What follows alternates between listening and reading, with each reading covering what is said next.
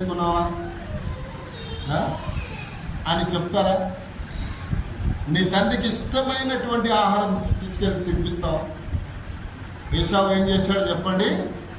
తండ్రికి ఇష్టమైన ఆహారం తెచ్చాడంట, కోకో గొర్రెపిల్లని కదా.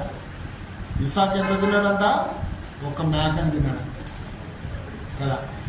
పెడతారా మీరు ఒక మేకని? ఏమంటారు చెప్పండి? ఇంతనా తినేది? ఇంత అన్నం తింటారా? ఇన్ని చీయలు తింటారా అంటారు. ఇసాక్ ఎంత పెట్టాడంట? ఒక్క గొర్రె పిల్లను, మంచి కోకో పిల్లను కోసి తీసుకొచ్చి వండి పెట్టాడంట. కళ్ళు కనపడని ఇసాకు ఎలా తిన్నాడంట? అబ్బా, ఆనందంతో తిన్నాడంట. ఎందుకంటే కొవ్వు మెదడు అనేది చాలా రుచికరంగా ఉంటుంది కదా. మరి